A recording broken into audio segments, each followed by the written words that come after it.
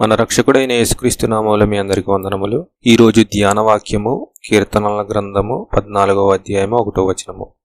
దేవుడు లేడని బుద్ధిహీనులు తమ హృదయములో అనుకొందురు.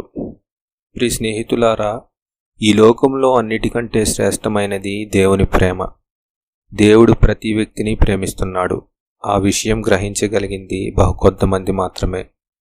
అయినప్పటికీ దేవుడు తన ప్రేమను లోకంపై కుమ్మరించుట్లో వెనుకకు తీయట్లేదు. దేవుని ప్రేమ లేకపోయినట్లయితే ఏ విశ్వాసికి నిరీక్షణ ఉండేది కాదు.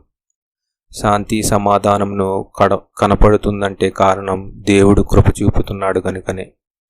దేవుడు గొప్పవాడని మనకు తెలుసు. ఆయన ప్రేమమయుడున్నాడని గ్రహించాలి. దేవుడు క్షమాగుణం కలవాడు కూడా.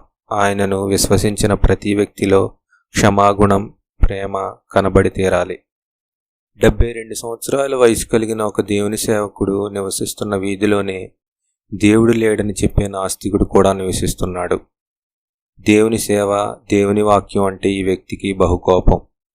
అందుచేత ఆ వీధిలో ప్రార్థనకై వస్తున్న వారిని హేళన చేసి మాట్లాడటం, వేరే రకంగా దూషించటం మొదలైనవి చేస్తున్నాడు. ఆ వృద్ధ సేవకునికి ఈ విషయములన్నీ తెలిసినా కూడా కొంచెమైనను కూడా ద్వేషించక మరి ఎక్కువగా అతనిని ప్రేమించి అతని కొరకు ప్రార్థిస్తున్నాడు.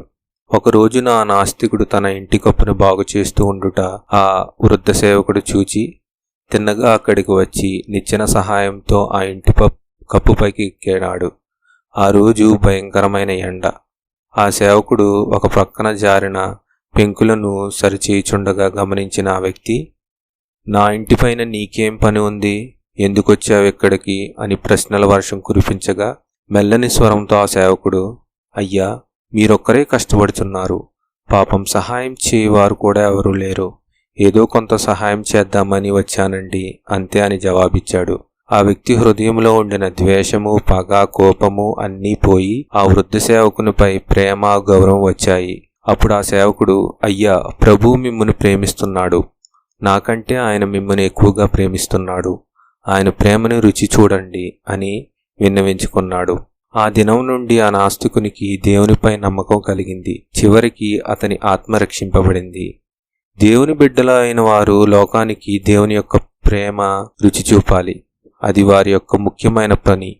క్రియల రూపంలోనే దేవుని ప్రేమను వెల్లడి చేయవలసి ఉంది. ప్రార్థన. భూమి ఆకాశం సృజించిన యెహోవా, ఈరోజు మీరు మాకు అనుగ్రహించిన వాక్యం బట్టి మీకు వందనాలు ప్రభువా. తండ్రి, మీ యొక్క ప్రేమను బట్టి, మీ యొక్క కృపను బట్టి మీకు కృతజ్ఞతలు చెల్లించుచున్నాం ప్రభువా. తండ్రి, మేము విన్నవి ఈ వాక్యంలో నాస్తికుడికి ఆ సేవకుడు ఏ విధంగా ప్రేమ చూపించాడో, ఏ విధంగా క్షమాపణ చూపించాడో అటువంటి హృదయమును, అటువలే ప్రేమ చూపించి క్షమించే హృదయమును మాకు అనుగ్రహించండి ప్రభువా. మీ యొక్క కృపను కుమ్మరించండి ప్రభువా. ఈ వాక్యం వింటున్న ప్రతి ఒక్కరికి మీ యొక్క కాపుదల, మీ యొక్క భద్రత అనుగ్రహించండి. మీ వెలుగును, మీ యొక్క కృపను వారిపై కుమ్మరించండి ప్రభువా. మీ యొక్క ముఖకాంతిని వారిపై ప్రసరింపచేయండి. అనారోగ్యంతో ఉన్న వారిని స్వస్థపరచండి ప్రభువా. కోర్టు కేసుల్లో ఉన్న వారిని విడిపించండి ప్రభువా. గర్భఫలం లేని వారికి గర్భఫలం అనుగ్రహించండి ప్రభువా. దేవా, చెప్పుకోలేని సమస్యల్లో ఉన్న వారికి మీరే విడుదల అనుగ్రహించండి తండ్రి. వారు ఈ ప్రార్థన వింటున్న ప్రతి ఒక్కరిని మీరే ముట్టి వారి జీవితంలో కార్యం అనుగ్రహించండి. విశ్వాసంతో ఎవరు ప్రార్థిస్తున్నారో వారందరికీ మీరే కార్యం చేయండి ప్రభువా. తండ్రి, మీకే వందనాలు, స్తుతులు, స్తోత్రములు ప్రభువా. ఈ మనవులన్నీ ఆలకించమని నజరేయుడు రక్షకుడు మీ ప్రియకుమారుడైన యేసుక్రీస్తు అతి ప్రశస్త నామములో ప్రార్థించి బ్రతిమాలుచున్నాం మా పరమ తండ్రి. ఆమెన్.